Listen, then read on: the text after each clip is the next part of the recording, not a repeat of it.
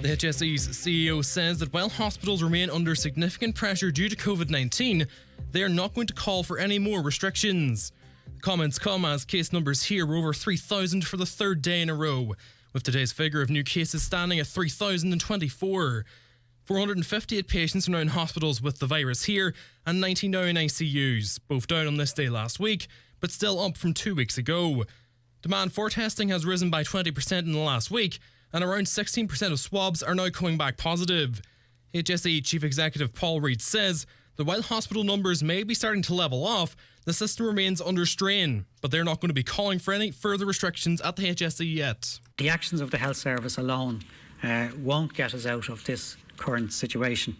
If cases continue to rise, there comes a time when no additional testing, tracing or vaccination or hospital beds or ICU will help to turn the tide. To be very clear, unless it's taken up differently, I am not, and the HSE is not, in any way calling for a need or requirement for further restrictions. A leading pharmacist in Donegal says that his pharmacies are now being made to dump vials of out-of-date COVID-19 vaccines, in part because pharmacies have not been allowed to participate in the booster vaccination programme. Director of Healthwise Pharmacies James Cassidy says that at one pharmacy of his alone, there were 6 vials of COVID-19 vaccine dumped as they were past their use-by date. That will be enough for 24 doses. He says that even though his own pharmacy staff are eligible for a booster as their frontline healthcare workers, they still can't get a booster dose in their own pharmacies. I've had to dump in one pharmacy alone 6 vials. That's 24 doses. The pharmacy staff are vulnerable healthcare workers who have been told they're eligible for booster vaccines. They have to go to a mass vaccination centre to get that if they get an appointment, which hasn't even been made available. Meantime, we have the vaccines we could give to our own staff on site, and we're told to dump them. Because most people who want the initial doses have been given them, we're now in booster territory. A Donegal GP says it's likely that COVID cases are being missed because people are using antigen tests when they display symptoms and then not doing a follow-up PCR test if the antigen is negative. Speaking to Greg Hughes on today's 9 till noon show, Dr. Kieran O'Farrill said the results of antigen tests can be inaccurate, with up to 1/3 of antigen tests potentially providing a false negative result. He says that antigen tests are becoming more popular despite this, as it's becoming more difficult for people to become self-isolate and potentially miss work. Lots of people are contacting us saying, I've got a cough, I've done an antigen test, it's negative. I suppose what we know from antigen tests in symptomatic patients is that you'll miss about 1 in 3 cases of COVID. Whether it's okay for people to do an antigen test and get on with life is a question for, I suppose, NPHET and the government, because I think it's increasingly difficult to get people to take 1 or 2 days out of work and family and school to go ahead and get a PCR test. So that's a bigger question I think that we're going to have to address going forward. And finally, the government has unveiled a €125 billion climate action plan, which aims to halve the country's emissions by 2030. It includes having almost 1 million electric vehicles on the road by the end of the decade, alongside sectoral ranges for emission reduction. The government says its policy on data centres will be reviewed, with current forecasts suggesting almost a quarter of Ireland's power will be needed to operate them by 2030. While ministers say improved grants and low-cost loans for electric vehicles and home retrofits are also being considered. Taoiseach Micheál Martin says there will be increased incentives to do so. The gap has to be bridged to enable people to be in a position to make a decision to buy an EV, that it would be affordable for people through a combination of the grant scheme and low-interest loans. We do recognise that issue. And the same applies to the retrofitting situation. So we have to, at the earlier part, make sure the carrot is enough to change behaviour.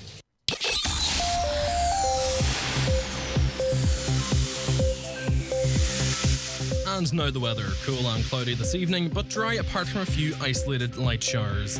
It'll be mostly cloudy tonight with a little light patchy rain and drizzle, with lowest temperatures of 4 to 6 degrees overnight tonight. That's all from the Highland Radio News team for now. Your next local bulletin here on Highland will be coming up at 7 o'clock tomorrow morning. But in the meantime, we'll have regular national as well as international news updates for you. Until then, good evening.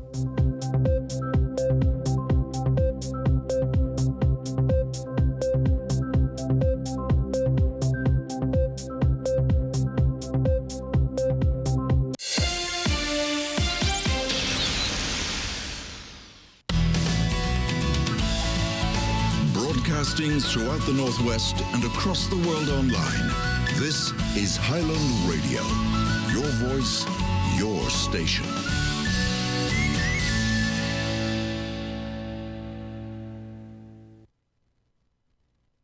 Sport on Highland, brought to you by michaelmurphysports.ie, with free next day delivery on orders over €85.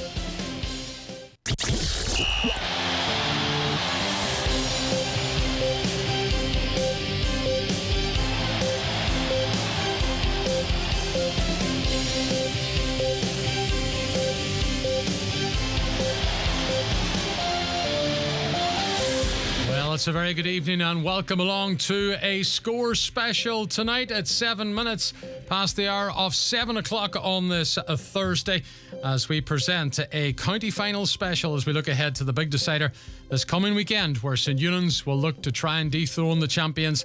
Niamh Connell will be hearing from Martin McHugh, Brendan Kilcoyne and John Gilday, all former winners of the Dr. Maguire Cup. We'll also get the thoughts of the managers, Rory Kavanagh and Martin Regan. We can't forget about the intermediate final as well. Michael Lynch and Desi Gallagher, the respective managers of Cloughaneely and Dunloe. There's a big senior decider in Derry as well, with Glen against Slaughtneil. Later in the show, we'll be speaking with Michael McMullen of Gaelic Life. And not forgetting about the big derby on the soccer front. Finn Harps against Derry City. It's another crucial game for Harps as they take on their neighbours. Former Finn Harps goalkeeper Gavin Cullen and sports writer with the Derry Journal, Kevin McLaughlin, will be joining us on the programme as well. So it's going to be a very busy show, an extended score programme for you tonight. And before we get stuck in to looking ahead to those big matches, a bit of confirmation from the county board in relation to the senior matches which are taking place at McCool Park in Ballybofey on Sunday. What we know is the Senior A game between Niamh Connell and St Eunan's is definitely going ahead as planned at 3:15 on Sunday afternoon, and it's just a case of when the Senior B match will be played between Ardra and St Eunan's. At the moment, it is fixed for 5:15, but if the pitch is in good enough condition, it will take place at 12:45. There was a pitch inspection today, and a decision has been made to make a final call on it on Saturday. So the game will be played in Ballybofey. Both games will be played, but it's just a matter of sorting out the time in relation to the Senior B game. So that's the situation there. Well, of course, we are broadcasting a special county final programme this evening with St Eunan's against Niamh Connell. Let's say hello to our guests who are joining us this afternoon, or this evening rather. Up first, Martin McHugh and Brendan Kilcoyne. Gentlemen, you're welcome to the studio in Highland tonight. Thanks, Oisin. And of course, two men that have lifted the Dr. Maguire with Kilcar and indeed St Eunan's respectively. And with the magic of technology, John Gilday, welcome along to the programme. Hi, Martin. Hi, Brendan. John. Oh, John. Well, John, so we'll start with you because you're in the home of the champions. History looking to be made. 3 in a row, which hasn't been done since the mid-noughties. But nobody before has ever won the county title in the same 12-month period. It's actually just a couple of months ago if we go back to the delayed one. So what's it like over the last couple of weeks now in and around the parish of Niamh Connell up in Glenties, John? What's the feeling up there at the moment? Yeah, the excitement has been building gradually over the last number of weeks. I suppose the last 2 weeks have been more enjoyable probably than the weeks gone by, because the games came thick and heavy. You rolled out of Gweedore and you rolled straight into Kilcar. So, you know, it's the town is buzzing. There's a great buzz about it. Obviously, it's centenary year for the club, so it means an awful lot for an awful lot of people up there. And then throw in the bit of controversy from last year, and you know it takes on an added a buzz as such. But I suppose they've been here before. The team themselves have been locked away, and it's, you know, I think this is their 5th final in a row, so they're very used to the process as such, which is the buzzword nowadays. so that they're not getting carried away, but there's a great atmosphere around the town, and obviously high expectations from what we feel is an exceptional bunch of lads who have contributed greatly to the enjoyment of the people from Glenties over the last 15 years. Yeah, well, that's the feeling in Niamh Connell at the moment. Brendan Kilcoyne, you of course were part of successful St Eunan's teams through the years, winning as a player and a manager.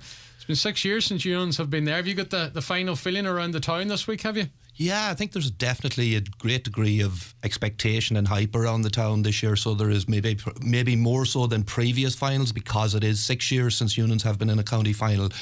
So there's a great degree of excitement and expectation. It's a new team, it's a young team. Yes, there's an experience drilled throughout it kind of thing, but there's a lot of flags up about the town, and more people are talking about this final because I suppose Eunan's were in so many finals up to 2015, and it was nearly expected every year to be there, and it maybe there wasn't the same build up in the town, but you know, St Eunan's is a small club in a big town, and there's a lot of people that have done great work out there through the years, and you know, it's great that they are back in the final. Some people will say that it's too long been out of the final for 6 years, but you've no God-given right to get back to the final every year, and it's a great opportunity for this team to go on now and to maybe upset the Niamh Connell 3 in a row. Martin, you're the neutral view tonight in the studio, so you're what you're thinking ahead of the game. Obviously you're probably a wee bit jealous that Kilcar aren't back in it again, but listen, you can still get the county feeling, the county final feeling, out and about in the roads and the various towns in the northwest. Yeah, I was just thinking that, I'm the neutral here today. I'd rather not be the neutral. It wasn't the last time. Last time I think Brendan might have been the neutral going back. But look at, this is a great buzz. It's county final day, and it's a brilliant day, and it's a big occasion. And so it's unique, is what you said, having the two county finals in a period of 8 weeks. There's a club in Day in the junior. They lost the junior final and won the junior final the following year within 8 weeks period. So that's how different it is, how things are with the whole COVID thing. But yeah, really looking forward to it. It's a great final, and the one thing about finals, they take on, they're an occasion on their own. I just was listening to somebody talking about Eunan's in a final. When they went into a final as underdogs, they've won the finals, and when they were going as favourites, they've lost the final. So you know, they're definitely going in as underdogs this time, so there's no pressure on them, which sometimes a small club in a big town, is no harm to be, as Brendan says, it's no harm to be going into the final as underdogs. John Gilday, you boys are raging hot favourites over there, so you are for this Dr. Maguire as you chase 3 in a row. But I don't think you'll be underestimating Eunan's in any sort of way at all, because it's sort of flipped on where it was in 2005, John, when you were part of it.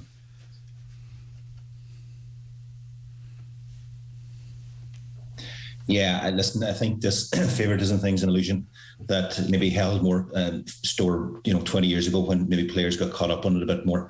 You know, if you look at this Glenties team, and like, they've been exceptional, obviously, over the last number of years, but if you look back 3 years ago, we were in 3 finals in a row, and we're looking at losing 3 in a row. So we were going for a totally different 3 in a row. So there's no complacency in that bunch of lads. They've won finals they shouldn't have won. They've lost finals they should have won. So, favouritism, as Martin rightly pointed out there, finals are one-off games.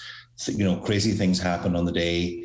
And Niamh Connell of all clubs know the ups and downs and the trials and tribulations attached to that. So, whatever about us supporters as such getting carried away and, obviously going in confident, which any team, and I would imagine if you talk to Rory and his backroom team and the lads in St Eunan's as well, you don't show up to a county final not being confident. They've done the hard work, they've got there.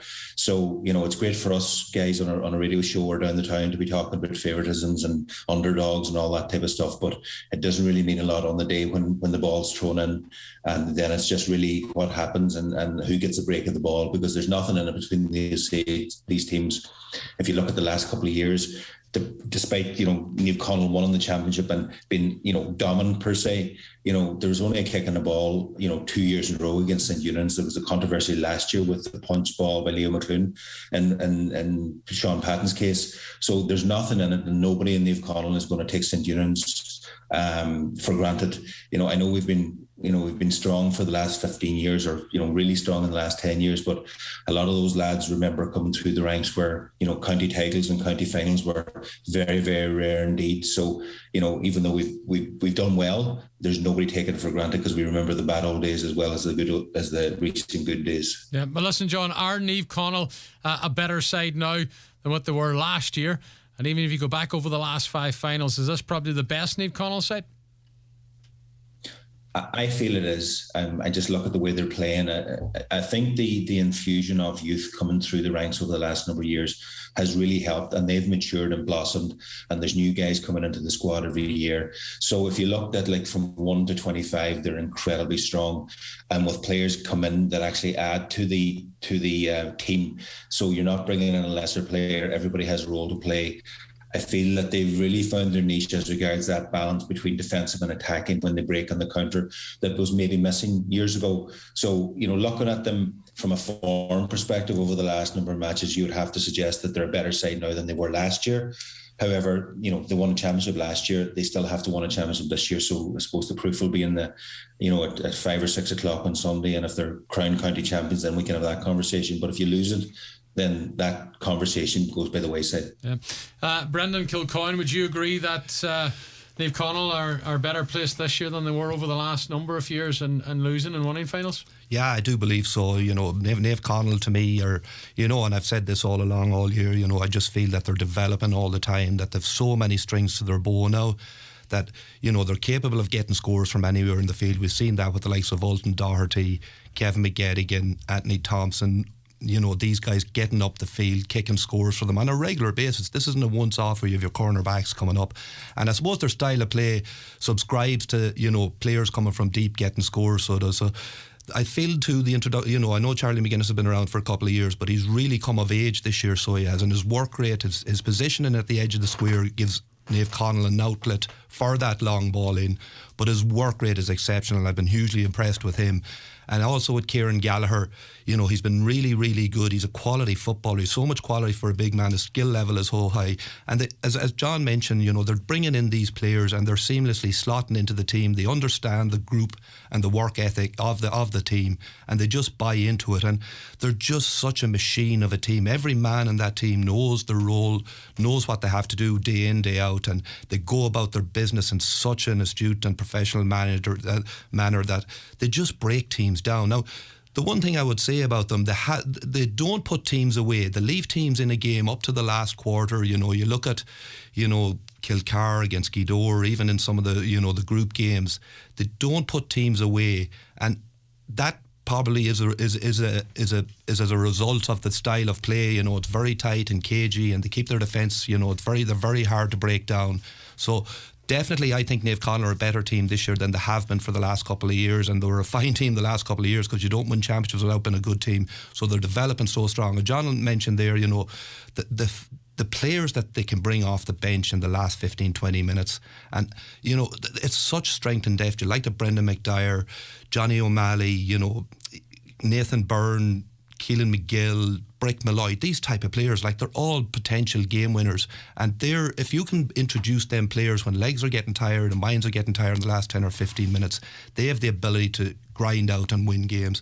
So yeah, definitely Niamh Conaill, to answer your question, to me are a better team than they have been in the last couple of years. I'll ask you another one then. Are St Eunan's a better team than they have been in the last couple of years? Well, the truth of that question will only be answered on Sunday, as a result of the county final. Eunan's haven't been overly impressive getting here. They struggled really against St Noel's, 14-man St Noel's. Stephen Griffin was sent off, and the same scenario then in the semi-final when Liam Paul Ferry was sent off, and okay, they got there in the end on both days. But the big factor here is, and you go back to the first game when they had Kilcar on the ropes at half time, they didn't put them away. So that is the question mark for St Eunan's. Did they learn enough in that first group game out in O'Donnell Park to be able to go head to head with these teams for 60 minutes? Now, we look at Niamh Conaill, we look at the semi-final against Niamh Conaill last year. They had them on the ropes, and it was the late Leo McClune controversial goal that got Niamh Conaill over the line that day. But Eunan's have, they definitely have improved, but I think that question can't be answered definitively until Sunday evening when they can produce a performance. We know Niamh Conaill are going to turn up and play their game on Sunday, but can St Eunan's come up and square up to them man for man, pound for pound across the pitch? And that's the question that Rory Cavan will be asking the St Eunan's lads this week. Does Rory Cavan have the players, Martin McHugh, that can contend with that, can go man to man and can match them? And the interesting one is what Brendan has said there about Niamh Connell. But I think if there's one team in the county can match their subs coming off the bench, is St. Eunan's, who've got a good squad of players as well. They have a lot of quality. I think they've maybe a lot of injuries back. I think a big one is Peter McAnuff. Will he be fit to play or not? He's a big player and was a big player. Eunice, is he able to play or not? Will make a huge difference to St. Eunan's. But I think, if you look at Niamh Connell, they've got experience, they've got youth, they've got a style of football. They can play the defensive style of football, and they're very, very good at it. Their counter-attacking is very good, and then they've the big man or two men on the edge of square to put high ball on top of the full back line. So they've every part of it sorted out. Now, the big call that I think Niamh Connell will have to make is the kickouts. They give the kickouts to Gidor basically in the match. They felt maybe the best thing to do to give them kickouts, and they go along with a lot of their own kickouts the people have there. But will they give Sean Patton the kickouts, or will they make him go long or not? So probably Rory Kavanagh might be happy enough if they push up and make them go long, because they can hit. Sean Patton's capabilities of hitting a half furling or even a full furling coming out to get a ball. The other thing is, if you give St. Eunan's the ball, they're all good footballers and they'll be comfortable enough on the ball to take it forward and everything else. In other games, they might have made a decision to say, we'll give certain players the ball and make that call and let them have the ball and don't let maybe other players have the ball. Against St. Eunan's, every one of them are good on the ball, so that'll be an interesting call to make. But come back to what looking at it and what you're saying, Niamh Connell are definitely looking at them. They're no superstars than anything else. They play as a team. And Owen McGettigan, other clubs in the country, not alone in the county, had lost a player of the quality of Owen McGettigan. You really would struggle. So if you think about him even going in there with the players they have on the field, players coming off the bench and everything else. So look at from Eunice's point of view, the great thing is there's no pressure on them going into the match, and that's a big thing, and that's going to help them a lot. Now, the conditions of a big bear. Do you feel Eunice are the lighter, that Niamh Connell are a physically stronger team and Eunice are a lighter team? A good day would definitely suit St. Eunice, you'd feel. Okay, you never answered my question. I asked you, do they have the players to go man to man and to match Niamh Connell? Do they have the bench to do that as well, Martin? I said they definitely have the bench, and we look at the players, they're probably the best defence from goalkeepers, 6 defenders of all the teams in the county. They've got the best, so they match them. Now we look at Niamh Connell, even taking the Kilcar argument. Brenda said they don't put teams away. Now I think Eunice will be happy enough with their 10 minutes to go and they're right in this game. That's what Rory Kavanagh will want. We're still in it. They have the bench and everything else from their point of view. From Niamh Connell's point of view, they're not going to panic or anything else the way they play and everything else. I think they have the players. I think maybe we look at their forward and they are a bit light and everything else, but will they play Pádraig McGettigan? That's a big thing. Maybe he did well coming off the bench. Is he better maybe coming off the bench than starting? Now the other one is Niall O'Donnell. We talk about a player of the championship at the minute. We look at Owen Wade as being the player who marked Owen McNeilis. Given the job when they look back at the county final against Kilcar, the best player was Andrew McLean. Put him on Andrew McLean, put Andrew McLean on the back foot right away. We know Kieran Thompson has been brilliant, but Owen Wade will be probably picking up Niall O'Donnell, and that battle will be the thing, will determine a lot. If Niall O'Donnell can perform with Owen Wade marking him, everything else, that'll make a big difference in Eunice. But they definitely answer your question. There's no doubt that they've got the footballers. Okay, John Gilday, how do you see the matchups come Sunday? Yeah, and to be honest, Eunice are one of the sides in the county that I agree with Martin that are able to play across 1 to 15 and even deeper into their bench. And I mean this respectfully, Kilcar. The Kilcar are very much based around 4 or 5 of the main key men, and if they're shut down, which Niamh Connell did very well the last day, it makes it very difficult as you go down the pecking order. Whereas, the whole St. Eunan's squad are all very comfortable on the ball. So it's not a case of, isolating one man and trying to take him out of the game, even though there will be key matchups.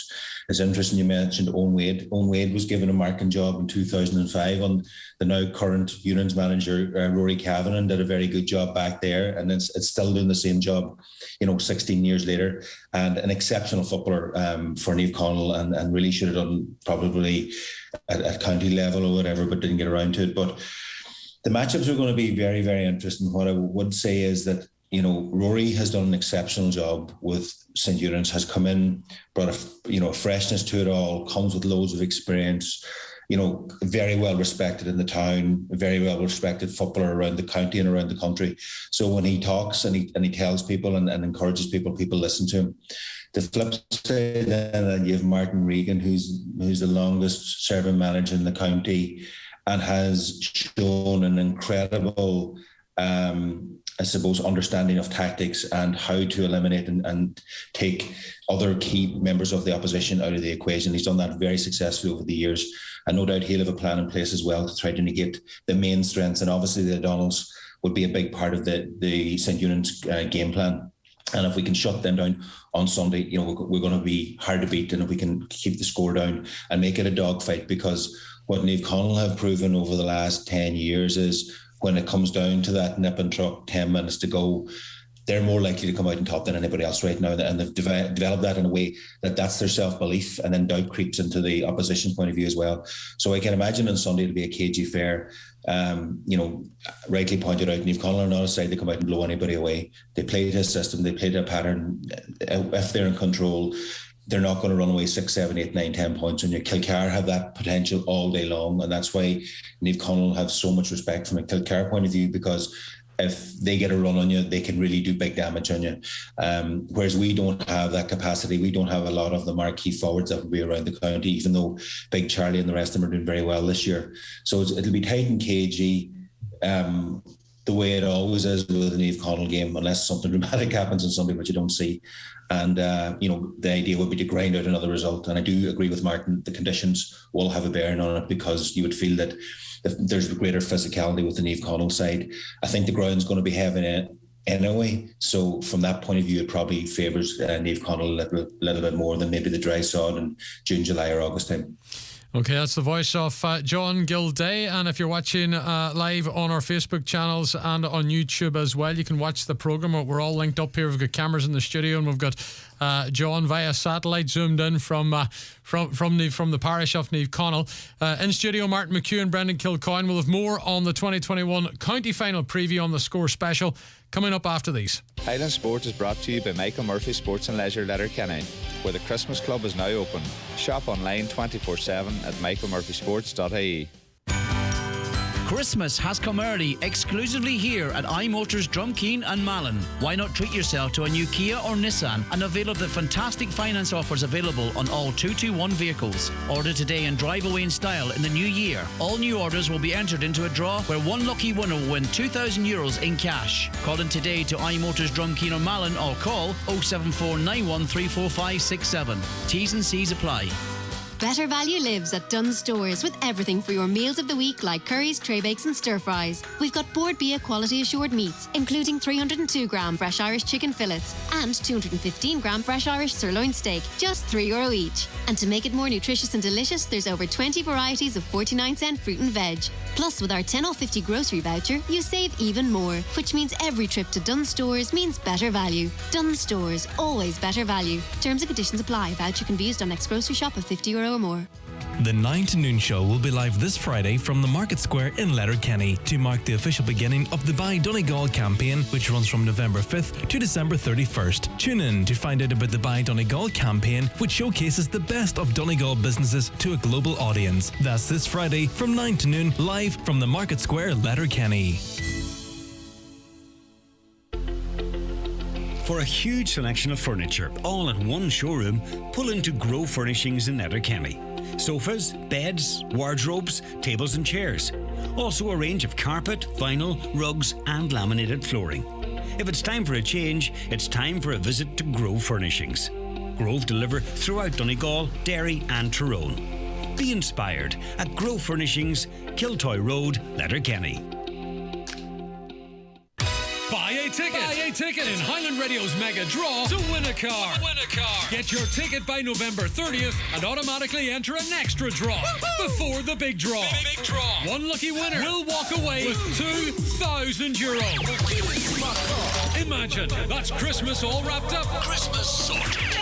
The draw will take place on Wednesday, December 1st on the 9 till noon show. 9 till noon. And you're still in with a chance to win the Kia X-Ceed worth over €28,000. 28 grand. It's that simple to win that car. To get your ticket, log on to highlandradio.com. Highland Radio, exceeding your expectations. Ooh. Highland Sport is brought to you by Michael Murphy Sports and Leisure Letterkenny. Get the Donegal GA Supporters gift box now at michaelmurphysports.ie. And you're welcome back to the Score Special, where we're focusing in on the Donegal Senior Championship County Final. Coming up later in the programme, we'll also be hearing from the respective managers involved in the intermediate final. We'll have a preview of the Derry Senior Final as well, and there's a derby in the soccer front, Fun Harps against Derry City, all to come on a specially extended Score programme tonight. Our special guests are all Dr. Maguire Cup winners previously with their respective clubs. Martin McHugh with Kilcar, John Gilday with Niamh Connell, and we've also got Brendan Kilcoyne, a Sligo man, of course, who has won county championships as a player and a manager with St. Eunan's. Is there anything going to change this weekend, Brendan, from what we know of the contests between these two sides previously? Is it going to be another 7 to 9 point game? Things, of course, been very, very tight. Not too many scores on the board, not too much given away. Are we going to follow this same pattern? Is it going to be the same sort of suit come the weekend? I would definitely imagine so. You know, that's the kind of game you expect with these clubs. You expect it to be cagey, and you know, you look at the way Eunan's have played all year, and they've been criticised maybe for it, that, you know, they're very deliberate and methodical in their build-up play where they hold the ball, and, you know, they say possession is 9/10 of the law kind of thing, and Eunan's have nearly adopted that mantra where they haven't been taking any chances in game. And, you know, there comes a time in a game where some guy has to drop the shoulder and take a man on, because Niamh Connell are so well structured and set up in that respect that they'll soak that up all day. And, you know, there are so many questions then. If Niamh Connell concede the kick out, Sean Patton's kick out, you know, Martin mentioned it, and John, you know, that all these Eunan's guys are very comfortable on the ball, and they'll be happy to keep control of that ball, so they will. So I expect it to be a tight, cagey affair. I expect it's not going to be a high scoring game, you know, and the conditions will play a part in that too, even though I think the forecast is decent for Sunday. The boys mentioned the pitch is going to be sticky, and it's going to get stickier as the game gets on. So I expect it to be very close, very cagey. Both teams guarding possession with their lives, and, you know, at that stage then, come that crucial time with 10-15 minutes to go, if the game is still in the mental pot, that's where you want your heroes to stand up and to make a decision to go at it and to do something out of the ordinary or out of the structure that has been set for both sides kind of thing, to go and win the game. And both teams have players that are capable of doing that. We've seen Kieran Thompson do it regularly for Niamh Connell over the last couple of years, but by the same token, Eunan's have some very good players up front too, you know, and we obviously know about Niall O'Donnell, but Owen McGeehan is a guy that if Eunan's can get ball into him, you know, he's a dynamic little forward, so he is. He's so good, and if he gets a sniff of a goal chance, he'll take it. He's one of the best goal scorers that I've seen playing the game for a long time. If he gets a sniff at all, and he regularly does, kind of thing. But the St. Eunan's game style isn't conducive to inside forwards getting on the ball, and that's the problem. They very rarely do get on the ball, and I remember the quarter final, he might have got 2 or 3 touches kind of thing. So there are so many questions and so many, you know, ways that this can go, but it is going to be tight and cagey, and both teams are going to adopt their normal style of play. They're not going to deviate from that on final day. So Rory Kavanagh said this week that it's all about these younger players getting an experience of a county final, but obviously behind the scenes there's a lot more drive than that, Brendan. Oh yeah, 100%, you know, and you get to a county final, you're there to win it, and we spoke about favouritism and systems of play, etc. But by God, when you get to a county final, you're going to go all out gung-ho to win it, and you need to have that mindset to be able to go to the wire for every ball and fight for every ball and win that dirty ball, something Niamh Connell are very good at doing, about winning that dirty ball around the middle of the park. And Eunan's will have to match that aggression and that will to win. We know that Niamh Connell can do it. Mentioned it earlier. The St. Eunan's lads, and particularly the younger fellas, are going to have to grow up quick. They don't have much time. You know, they're going to be in this game, and it's going to, that hour and 10 minutes is going to pass them by very quick. So they need to adapt to this very quick. But there's a lot of experience in this Eunan's team too, and, you know, particularly in their defence. And I expect them lads, you know, to be able to talk to the younger fellas in the St. Eunan's camp and, you know, to guide them through the day. And it's going to be new to a lot of them, you know, the whole parade thing and the whole build up to a county final, the talk around the town all week, and that's all new to them. They haven't dealt with this before, so that is a big, you know, question mark as how they deal with that. As I said, we know Niamh Connell are going to deal with it, so it's how our lads can deal with it. Martin, as a manager as well, how did you deal with younger players in the big occasion? Rory Kavanagh told me this week it was all about trying to deal with the situation as just another game, but how do you go about making a county final just another game? Well, it's definitely not another game, but the thing about it, you just don't know. You try your best as a manager in the build-up to do that there and play it down and everything else, and then just it's up to the players on the day. Listen, there will be players that will freeze on a big day, young lads, just don't know how they're going to react to it and everything else, you know. But as Brendan's after saying now, there is a fair bit of experience in this St. Eunice team, particularly defence. We talk about Sean Patton, then we have Keelan Ward. Eamon Doherty has won 5 championships, and he, whether he starts or not, Eamon Doherty, they could start him in the middle of the field and Kieran Thompson make that decision. But Eamon Doherty's got great experience and everything else, and that physical power as well. But we look at Eunice, they're defensively brilliant. The Keelan Ward battle with Charles McGuinness is going to be a big battle, another big battle on the field and everything else. But, looking at it, suppose we talk about St. Eunice, and other than beating Niamh Connell, I think, what was it, 17 or 18 around, they beat them in the last game of a group. They haven't really beaten the big teams. So this is their chance that they're going to have to do. People talking about this here, that they haven't done it, and people do say, teams haven't performed, they flop on the day they meet big teams. This is Eunice's big chance to set their marker down this team. They've won underage and everything else, these players. Now's the chance for them to set down the marker. They're coming up against big team. Now, Niamh Connell are going for 3 in a row. And we look at this Niamh Connell team, and if they achieve this, they have to go down as being one of the greatest club teams we've seen in this county. Now, we go back to somebody who's telling me the day, reading a paper here, 1972, Eunice won the hurling championship and they won the football championship, and I think they won the minor championship that year and everything else. Maybe history will repeat itself and everything else. But I think looking at it, I think it's a great way to go, and that Rory Kavanagh's team is going into this match. They're not expected. We look at, most tipsters are going for Niamh Connell, so they're under no pressure. So that's a great way. I saw it myself in 1992 going into an All-Ireland final. If we were going in as favourites in that final, it would be very, very difficult to deal with. But the only talk in Donegal was about tickets. That was all they were talking about, tickets. So it took the pressure completely off the players. Where if you go into a final as favourites, especially a young team going into a final as favourites, as John has said there, it's not going to matter with Niamh Connell. They just go into every match and deal with that game and play it. But from St. Eunice's point of view, it does take the pressure off the young lads. So you'd expect that same pressure is not on them as they're going into the game as red hot favourites and everything else, which they're not and everything else. So I think that'll definitely help them. They're not the same pressure on them. Expect Niamh Connell won. The other thing about it, as you're looking at it, Niamh Connell haven't started well in the Gweedore game or the Kilcar game. They were 2-0 down against Gweedore, and they were 3-1 down against Kilcar, and maybe 4-2 down. That's when if Eunice get that chance, push on early and get that lead early on. And we saw it in the Tyrone game between Trillick and Dromore. Dromore was 7-0 up. They started the better team. A start's important for St. Eunice, and Niamh Connell have given teams that start up to now. So Eunice have to take it on and push on if they do get that chance for their point of view to push on. So look, we don't know when the ball's thrown in. We don't know about young players. You just don't know how they're going to cope with the occasion and everything else. But there's no doubt it's a lot of them wouldn't be that experienced, but the other lads, including Rory Kavanagh's played in plenty of finals, they'll be able to help them as much as they can. Yeah. Okay, is there anything at all, John Gilday, that has you worried going into this decider? You've been a part of the furniture of county finals over the last couple of years. We're talking about nerves and young players here from a St. Eunice point of view. Is there any sort of concern at all up around Niamh Connell heading into this decider? Well, I suppose it wouldn't be concern, and they have a very determined mindset in the sense that they treat every game on its merits. And that's why Martin Regan was quoted during in the week, where whether you're favourites or underdogs from their perspective is not really relevant, because they're very much locked into what they're going to do themselves. So, from an outsider's point of view, the fact that you're overwhelming favourites is always a concern for you, because you're set up for a fall.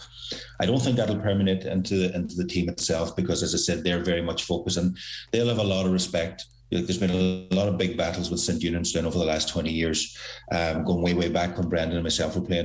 So there's a lot of respect in one sense, and then also always awareness between both teams, because neither side wants to get turned over by the other, because there's a lot of history and water under the bridge as such. So they'll be taking nothing for granted. My concern is you're overwhelming favourites. The fans are going there. The expectation in Glenties outside the camp is that it's going to be another county title. You're set up for this fairy tale scenario where it's centenary year, 3 in a row, 2 championships in the 1 year, league already in the bag. So, that's dangerous, and that kind of mindset and talk is dangerous. As I said, okay for us to be having that kind of conversation. And the other thing is, and my big concern is that nobody really knows how good this St. Eunice team is. And that's a positive and a negative, in the sense that, as Martin rightly pointed out, young lads on a final, some of them can freeze. The other side of the equation is men can really step up and turn it on and have huge games that turns the whole thing on its head. So the fact that they have no track record it may be perceived as a negative in some circles, but it also means that you don't know what happens when things go right on the day for them, and they can really, really put it up to you. And as I said, they're all very capable footballers, 1 to 20. They all can play ball. They have probably the best goalkeeper in the country, not just in Donegal, and his distribution is excellent. So that's a huge plus for them. They have a very solid defence with a lot of experience there. And when you're starting with that base level, then you're in with a very, very good shout in any game, because the way Niamh Conaill play the game, and they're not going to kick 25 scores. So you're always going to be in with a shout. And then on a bad day, a wet day, bounce of a ball, refereeing decision, ball slips into the net. And if you looked at the Kilcar game, Kilcar were in control early on in the game. Niamh Conaill dominated probably the third quarter into the fourth quarter, and still only for a refereeing decision, the game would have gone to a draw. So anything can happen on a day between the top 4 or 5 sides. So units are definitely in with a shout. I don't make them as rank outsiders as everybody else does, because I think they have a lot of quality, they have a lot of talent. A lot of those young fellows are used to winning championships, county finals, and, you know, maybe different in our day where, you know, young guys might have been overwhelmed. Most young lads now are walking around and, you know, there's a level of confidence and arrogance that maybe wasn't around maybe 20, 25 years ago. So I don't think it's going to faze them that much. Okay. I take it you are going to back your own club anyway in the final this weekend, John, but what would it mean to the club and to everybody involved up in the Glenties and the Fintown area that yous, in your centenary year, that you were to make history, winning 3 in a row, become the first side ever to win 2 senior titles in the first year? You've got the league in there as well. What would that mean to the club and to the people of the area? Oh, it'll be huge, because, you know, the GAA club, as in a lot of small communities, is the lifeblood of the parish as such, and it's taken on a life of its own within the Niamh Conaill parish. Everybody's involved, and we've been blessed with a great bunch of lads who have been fantastic ambassadors. They never put a foot out of line. They're dedicated. They're everything that you would want your young boys and girls to aspire to be, because when they commit to something, they're 100% committed. So from a town perspective and from a parish perspective, and the good thing about this team is that there's players from all over the parish. They're from all the corners of the parish are represented in this team. It's not just the Glenties town itself. So it would be huge for them as a club. Centenary year, closing out 3 in a row, league in the bag, 2 championships in 1 year. It's fairy tale stuff, but therein lies the concern, in the sense that if we get carried away too much with it, the fairy tale could turn very, very badly against you and you end up losing. And that, not that it tarnishes the whole season, because it's been an incredible season so far for this bunch of lads, but I think as a lot of those older lads come towards, you know, their twilight years from a football perspective, because a lot of them have been around for a long time, like that 4 or 5 lads from that 205 contingent are still playing, and they're not going to be playing for another 5-6 years, so they know that. So I think it'd be great for them to wrap it all up with a big bow and lock down 3 in a row. Yeah, okay. We'll go now to Brendan Kilcoyne. Brendan, just finally then from you, how do you see this one going at the weekend? Yeah, well, listen, we've spoken. We think it's going to be a tight, close-fought encounter. It will be the most amazing 3 in a row from Niamh Conaill if they can pull it off, because they've beaten Keydore, Kilcar and the Unans in the final on Sunday, and they beat they've beaten the same 2 teams in consecutive order in the quarter-final and the semi-final, and the St. Unans now in the final. So it would be the most amazing 3 in a row probably in the history of Donegal GAA if they do it, because they're the top 4 teams that we've talked about for the last 4 or 5 years. Do I think Unans have a chance? Of course, they have a great chance going in. They've been very close to them in the past. They know they can compete at this level with them.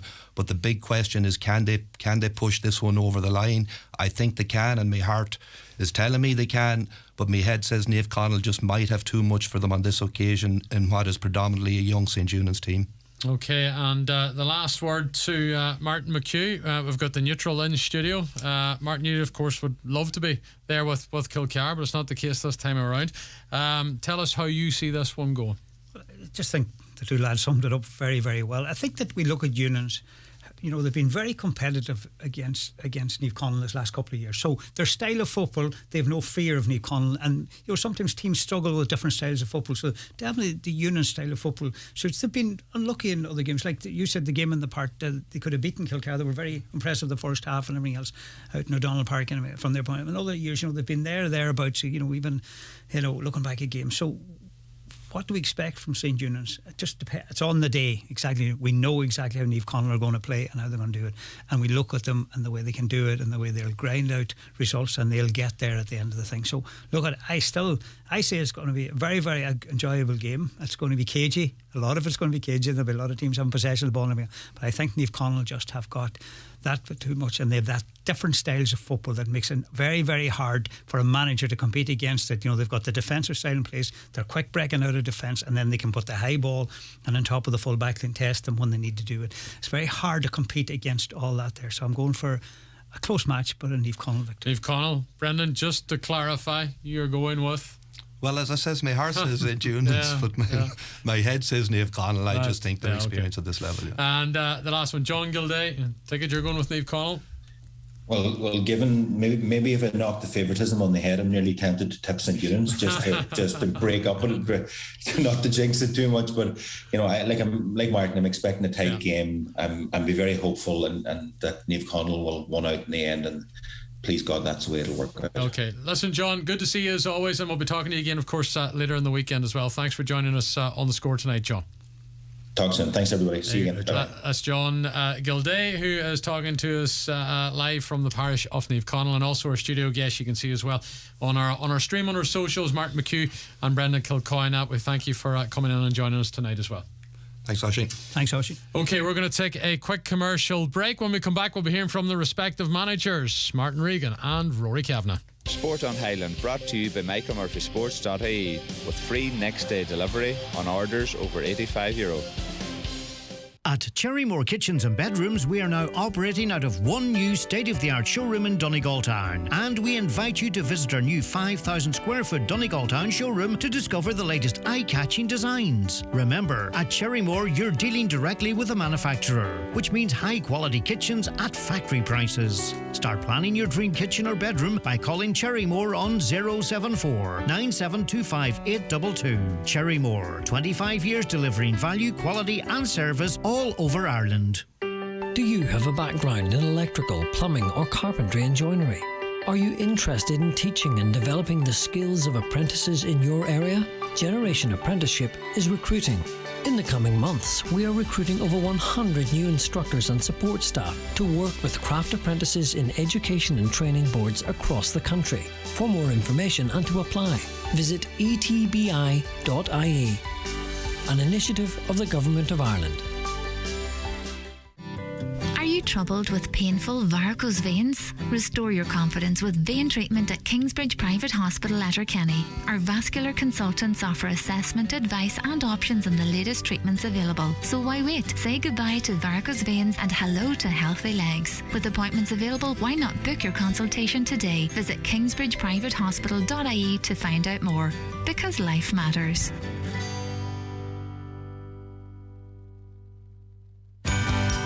Christmas has come early, exclusively here at iMotors Drumkeen and Malin. Why not treat yourself to a new Kia or Nissan and avail of the fantastic finance offers available on all 221 vehicles. Order today and drive away in style in the new year. All new orders will be entered into a draw where one lucky winner will win €2,000 in cash. Call in today to iMotors Drumkeen or Malin or call 074 9134567. T's and C's apply. Hi, Raymond Sweeney here from Ben Sweeney Euronics. For heading off to college, a good Chromebook or laptop is essential, and we've got a great selection available in store, including the HP 14-inch touchscreen Chromebook with a 360-degree flip screen for only €419, or the HP 15.6-inch Pavilion touchscreen laptop with 1 year of Microsoft Office free for only €479. See these and other great offers at Ben Sweeney Euronics in Letterkenny and Dunlow. Homeland Fuel offers, keeping you warm for less. 40 kg premium doubles or easy flame coal, $16.99. Buy 10, get 1 free. Hardwood logs, 2 bags for only €10. Flow gas £25 gas cylinder, only €25.99. Shop in store or online at homeland.ie. Highland Sport is brought to you by Michael Murphy Sports and Leisure, Letterkenny, where the Christmas Club is now open. Shop online 24/7 at michaelmurphysports.ie. And you're welcome back to the programme. It is, of course, a score special tonight. Many thanks to the guys for joining us in the studio. Still to come, we've got Michael McMullen, who's going to join us as well to look ahead to the Derry senior final. Plus, coming up around about 8 o'clock, just after it, we'll be focusing in on the Donegal intermediate final. And then Gavin Cullen and Kevin McLaughlin will be talking football in the Northwest on the soccer front with Finn Harps against Derry City tomorrow night. That Finn Harps Derry game tomorrow night, by the way, is live on Highland as from the 8 o'clock kickoff. We're going to have Diarmuid Doherty and Declan Boyle on commentary tomorrow night. And we will, of course, have the county final live on Sunday as well. St Eunan's against Niamh Connell. It starts at 3:15 at McCool Park in Ballybuffet. A full live match commentary here on Sunday afternoon. And in addition to our coverage on Sunday as well, as you know, Brendan Devaney has the DL Debate podcast each and every Monday. We're going to bring it forward today, and we're going to broadcast his podcast live from McCool Park in Ballybuffet on county final day just after 5 o'clock. So when the game's finished up with, Brendan will be doing his podcast live. The likes of John Gilday and indeed Gary McDade will be joining him on the programme as well on Sunday. So a lot of live action for you here in Highland on Sunday. Let's hear now from the managers of the respective camps coming up shortly at Rory Kavanagh. But first of all, we are going to hear from Martin Regan, the Niamh Connell manager. As we know, Niamh Connell are on the brink of making a huge stamp on history in Donegal Gaelic football. 1 away from taking 3 senior titles in a row. To do that, they're going to have to dispose of St Eunan's. The Letterkenny opponents were the last team to take 3 crowns in a row on the bounce in the late noughties, while only 3 other clubs have achieved the feat previously. St Joseph's in the 70s, McCool's in the 60s, and Gweedore done it twice in the 50s and the 40s. It has been a remarkable period for Niamh Connell, who are in a 5th consecutive final and are raging hot favourites to win again. Manager Martin Regan said it would be a major achievement for the club to win it again in its centenary year. He's been talking to Tom Comack. Martin, 5th final in a row, is it? 5th?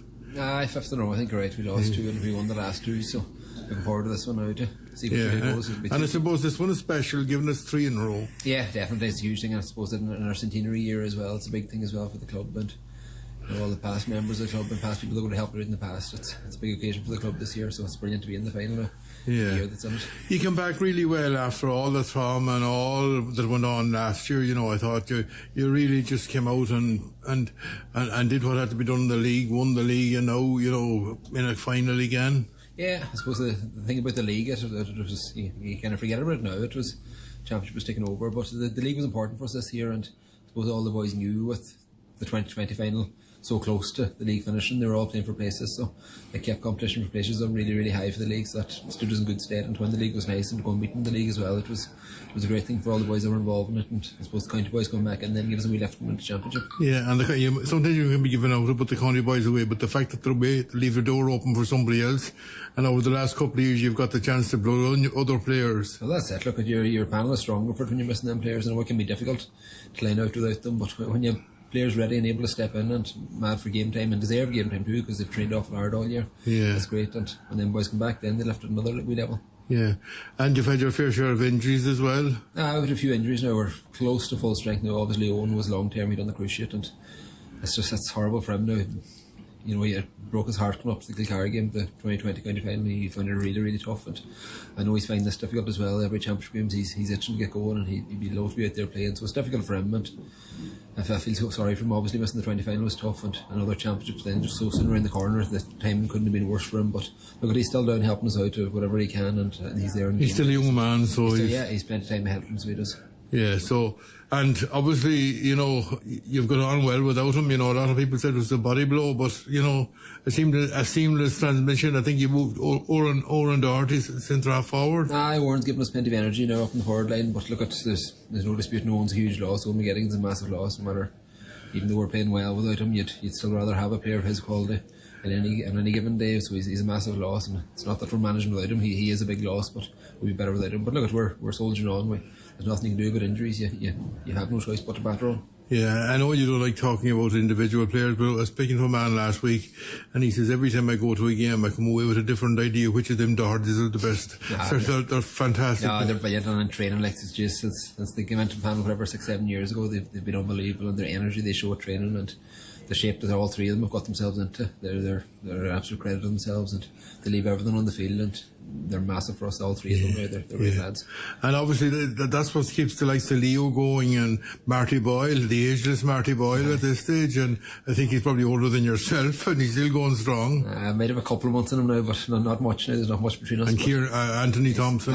Look at they're great servants to the club, and they owe the club absolutely nothing. They've been around a long time, and I suppose they're there since 2005. There's 5 or 6 of them that have been there since 05, and look, they keep things going, and then you've young boys come down and bringing energy to the whole thing. It's just a good relationship there between everyone. Yeah.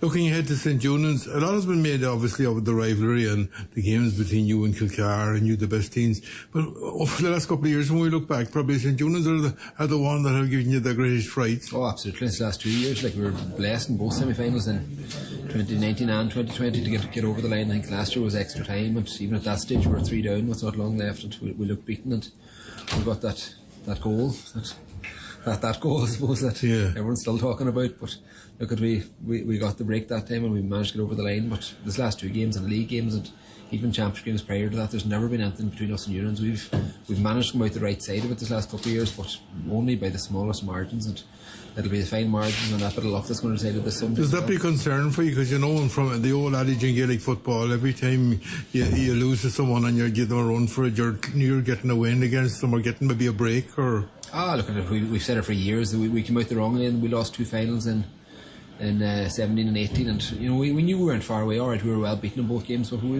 knew we weren't far away, and with a bit of luck things might turn, and things did turn for us. And look at it, it'll only take a bit of luck for things to turn against us too, and we're taking absolutely nothing for granted. And the success we've had this last 2 years, it'll mean absolutely nothing on Sunday. It's going to come down to very fine margins again on Sunday, no matter what. Yeah, and as we say, looking ahead at the game in general, you're going to go in as favourites, you know, because everybody's seen you as favourites, and the way you've been playing, because you've come in with a bit of a swagger. You have a big win over Guidor, a big win over Kilcar.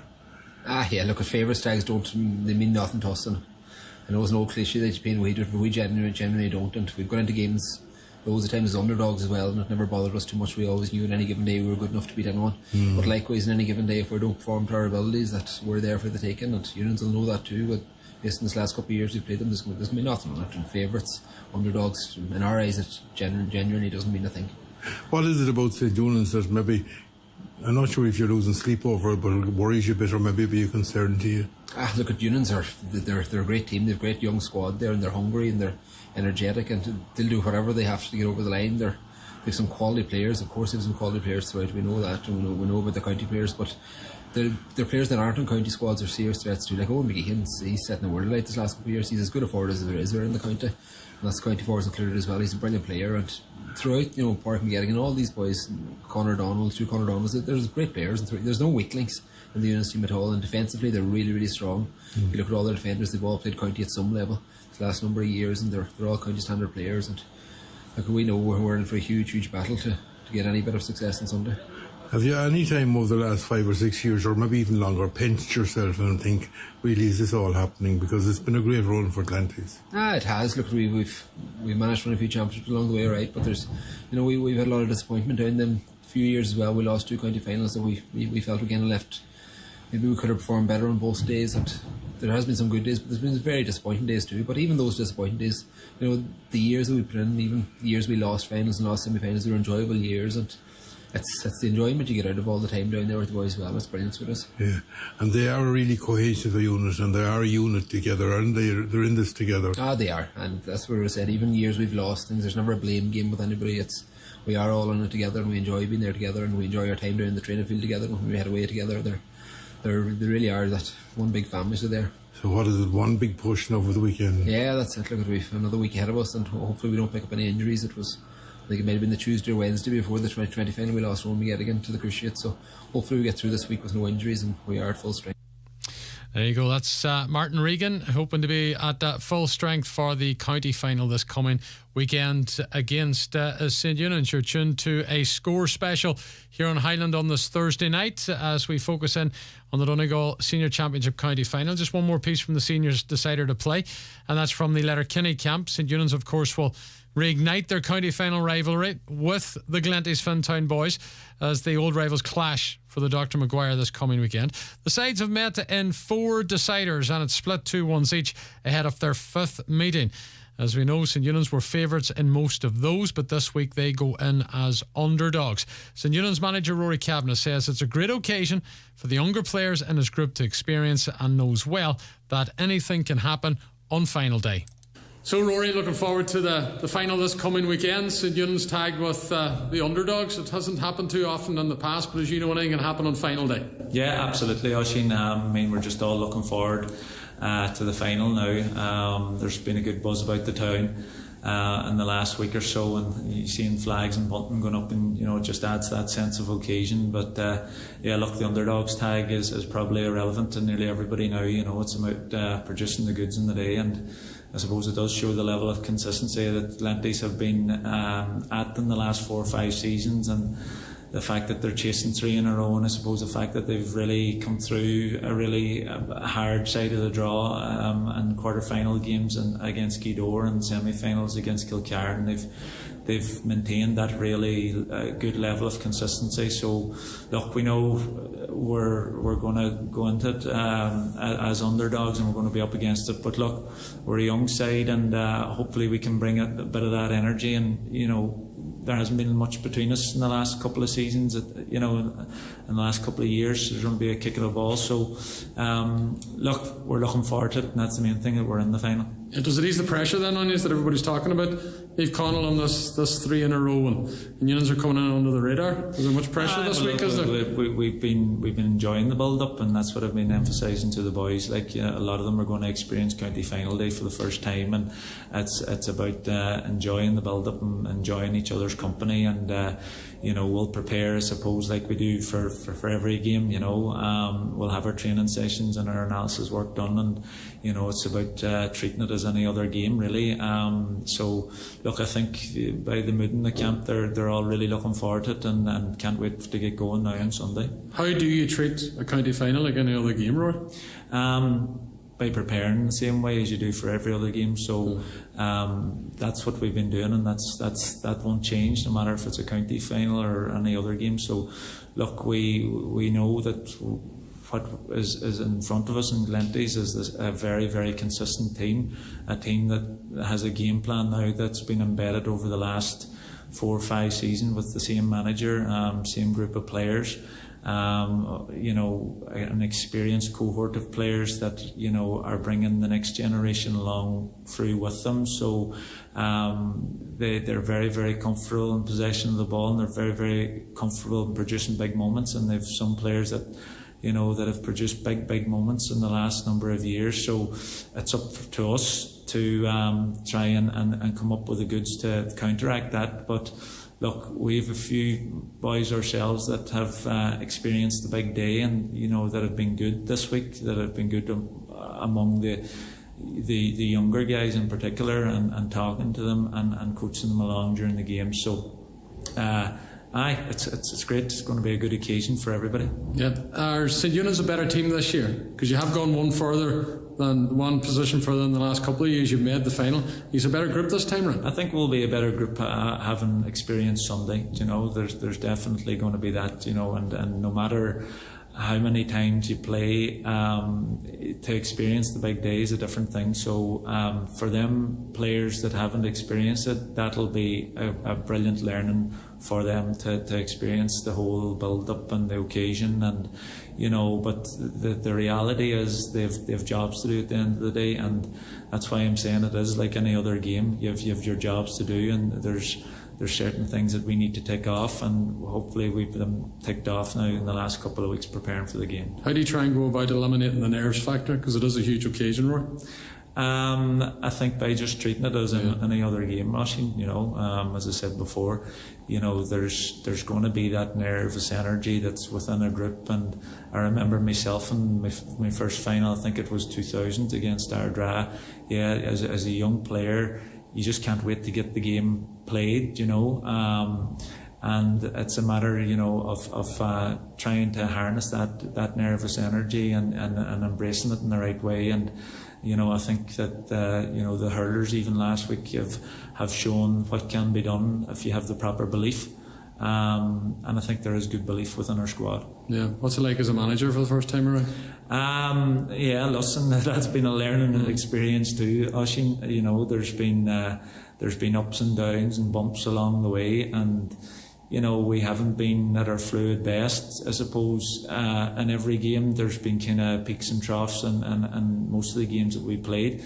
But the important thing is we've been taking the learnings from each game, and to get over the line in the semi-final was a big deal to this group, because a lot of people were saying St Michael's, and seeing as that as the easy side of the draw, but we didn't view it like that, because there was a lot of experience in that St Michael's team, and a lot of players that had been around the block a long time. So the game was played in atrocious conditions, I suppose, and we were just delighted to get over the line now and get to experience the county final. Yeah. Just fine. I think your best performance so far in the championship, without doubt, was that first half performance against Kilcare on the opening day. Listen, Roy, do you have to exceed that performance? Do you just have to go another level higher than what you did the first half in that day at the Donald Park, if you should be in with a shout at all on Sunday? Without a doubt. That was a home game, and we knew that game wasn't going to define us one way or another. It was the first game of 4, and I suppose we produced a very good performance in the first half, but there's a lot of stuff that we needed to work on in the second half, and we went away and we had a good chat among the group, and as long as the group were honest with each other and moving forward and to assess where we went wrong, and that was the most important part, and we were grinding out the victories ever since, but we know that it's going to take a massive ask on Sunday to stop a team that's going for 3 in a row, and that has been playing with such consistency over the last 4 or 5 seasons. Okay, let's Rory, best luck in the final at the weekend. Thanks, Oisín. There you go. That's Rory Kavanagh, the St Eunan's manager, speaking to us earlier this week at the press gathering ahead of this weekend's final. And once again, St Eunan's against Naomh Conaill live here on Highland, full match commentary as from the 3:15 throw. And we're going to come back to Donegal GA shortly and look at the intermediate final. We'll be hearing from the respective men in charge of Cloughaneely and Dunloe shortly. But whoever wins on Sunday in the senior final in Donegal is going to play the winners of the Derry Senior Championship in the opening round of the Ulster Club Championship in round about 2 weeks' time. The Derry Senior Decider is on Sunday as well. 2 o'clock at Celtic Park is the throw-in time, and it's Slaughtneil against Glen. Joining us now to look at this fixture is Michael McMullen, of course, who has joined us on the score, a regular contributor to the programme, GA writer with the Gaelic Life, and I suppose these two sides, Michael, this is the final that everybody wanted to see in Derry. Would that be a fair enough assessment going into it? Exactly, Oisín. Before a ball was kicked in any shape or form this year, that's all people wanted to see. And the whole consensus was that if they didn't draw each other, they would end up in the final. So here we are, and it's going to be a cracker. Everybody will be looking forward to it, and they won't be disappointed. And to be fair, the championship really needs it, because it's been a disappointing one so far. So hopefully it'll end with a real flourish. Yeah. Who's better positioned going into the final? Slaughtneil needed extra time to get over Lavey in a real tight game. They've had a couple of big battles this year already with the Lavey boys. They got through it. Listen, Luke didn't in any way trouble Glen whatsoever in their semi-final. So who's better positioned heading to Celtic Park and into the match, do you feel, Michael? I definitely think Glen are better placed. They're the form team so far. A lot of people say they haven't been tested, but to be fair, they have been ruthless in every game that they've played. The scary point of view for everybody else on Slaughtneil on Sunday is that they scored 3-19 against Luke, but they created 7 goal chances in all. They have a really strong running game, and they're really looking dangerous. And Slaughtneil, as you mentioned, with the extra time, they did finish strong, but extra time, the hurling championship, it all adds up, and Paul Bradley has picked up a few injuries in Brian Cassidy and Cormac O'Doherty, and Patsy Bradley looked as if he picked up a knock as well. So definitely Glen well placed at this stage, but a final is completely different, as everybody knows. Yeah, and I suppose given the fact that Slaughtneil have played in so many in recent years, that possibly might give them an edge come final day. Definitely an experienced side. They've lost a good few finals to Ballinderry, and then they've that recent run of success, and it definitely does help. The players don't get caught up in the whole, putting up flags, all the razzmatazz that taxes to a final. It's just another final. But interesting, I spoke to Conor Glass during the week, and he said the same, that the Magherafelt defeat a couple of years ago means Glen are going in. They've had that experience as well. But as you said, Slaughtneil definitely more experienced going into it. Yeah, but in relation to Glen as well, there's a lot of expectation of Glen, given all the success that they had at underage and at minor level. And a lot would have felt that maybe they would have hit the top of the tree, the top of the standings before now. There definitely has been a lot of expectation, and for a few years there, people thought that it was gone from them. A couple of years ago, there was a sort of talk around Glen that they needed a new kick-out system to improve their team. They actually converted an outfield player into a goalkeeper in Colin Bradley, and his kickouts have been excellent all year. For example, against Blahy in the first round, I don't think they lost one. That has been consistent. The other thing is they've obviously got Malachy Rourke in as manager, and everybody knows Malachy's reputation and and his knowledge of football. And then the third thing, obviously, Conor Glass is back home, and people outside just see Conor Glass and they think this man that's going to catch you 4 or 5 kickouts during the game. Conor Glass, for me, has transformed Glen from the simple reason is that Kieran McFall is now playing at number 6. Everything goes through Kieran McFall, but Conor Glass's natural defensive instincts means that if Kieran McFall goes forward, Conor sits back. And for me, that's been the biggest addition that Conor has brought to them. So people say that, as you said, they should have won it before now, but now they're well poised at this stage. When you've got so much promise, does it matter when you won your first one, as long as you do? There definitely will be pressure going into Sunday. How Malachy, manages that with the players, that'll be probably the biggest key to the lot of it all, Aishin, going into Sunday. And in relation to Slaughtneil, how do they go about stopping Kieran McFall, stopping Conor Glass? If a lot of the stuff has gone through them two particular players, obviously there's a lot of other outlets as well. But what does Slaughtneil have to do to stop their threats? I would have said a few weeks ago that you cannot afford to play against Glen by using a sweeper, because if you use a sweeper, Conor Carville, who plays at number 4 for them, he's a natural reader of the game. So if you play a sweeper against Glen, Conor Carville automatically goes to number 6, and then Kieran McFall's free. That's what happened to Swatra when they met. So I don't think Slaughtneil can afford to play anything else other than man on man, which they tend to play better when they do that. But the worry for me, Oisín, would be is that if Conor Glass, Emmett Bradley, Kieran McFall and the 2 Doherty brothers all click on the one day, it'll be really, really difficult to stop. For example, Ethan Doherty has scored 1-8 in the championship so far, and he plays at left half back.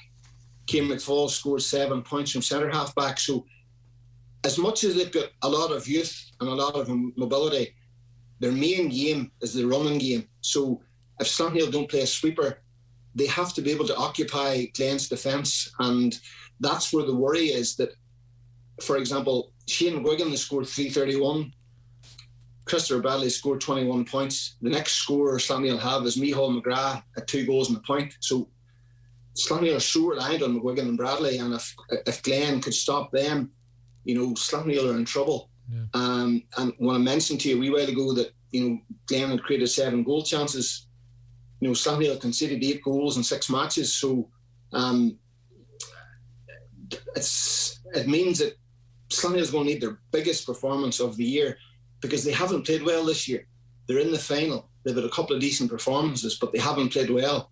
But final is a completely different thing on how a team shows up, and no better team to perform in a final than Slaughtneil. So definitely on the day, that's what the factor is going to be. But Paul Bradley and Gavin Devlin, who are in charge of Slaughtneil, two very intelligent football men, and I'm sure that they've been sitting down this week and putting a lot of thought into what way they go about it. But I don't think they can afford to play a sweeper, but I'll be interested to see what they do. Okay, put your head in the block then. Who's going to win it and who's going to be the man of the match, Michael? Difficult thing when you have a brother playing in one of the teams and all the rest. My head says Glen, and everything points to Glen. The stats point to Glen, but that doesn't always win you a championship. My heart says Slaughtneil, and hopefully I'm proved wrong and Slaughtneil do overturn them, but I think I'm going for Glen. Yeah. Am I going to get you in trouble with that, Emma? Probably, but sure, that's what it's all about. It gives people something to argue about, but I think it's very hard to argue against them. But as I said, it depends how big a performance Slaughtneil can put together, on the biggest day of the year. But it'll be one that I'm looking forward to. But as I says to you, the championship in Derry needs it, because it has been really disappointing up until now. Yeah. Just finally and quickly, Michael, Derry Intermediate Championship finals on Saturday as well. It's a big day for Greenlock and Steelstown. Yeah, they both met in the final last year. Greenlock are going for their third title since 2015, and Steelstown have never won a championship of any description, and they've lost 3 finals since 2010. So, and both of them have shot the lights out. They've been miles ahead of everybody else. And, I think Castle Dawson and Steelstown in the quarterfinals, really good game. Steelstown, an exciting, mobile team. The big factor, Oisín, actually, is the game has been held in Ballymcguigan. There's a 50th anniversary of the Cup, which Ballymcguigan donated. So Ballymcguigan's a tighter pitch than Owen Beg. And Greenlock versus Steelstown in Owen Beg is completely different than Greenlock and Steelstown in Ballymcguigan. And it'll be a huge advantage to Greenlock, I feel. And in last year's final, Steelstown played really well up until half-time. They went 24 minutes without a score. And they brought on a fellow, Stephen Cleary, an ex-county minor, and they didn't kick one ball to him in the whole of the second half. This year, they have Morgan Murray, a newcomer to the team. He scored 5 goals in the championship so far. And Donica Gilmore, a player I have a lot of faith in, who played in the Derry minor team. So that's 2 big players that have come in. But, you look at the Greenlock team, you're looking at Enda Lynn, Niall Auckland, Ryan Tohol, Brian McCallion. Really, really strong spine to their team. Tight game. I tipped Steelstown to win it last year and they didn't. Going towards Greenlock this time, and I think the venue will probably help them that wee bit, because it will shut Steelstown down that wee bit more. But Saturday will tell the story, but Greenlock possibly. Yeah, we'll wait and see. Michael, it's always good to see you and good to talk to you as well, and enjoy the football at the weekend.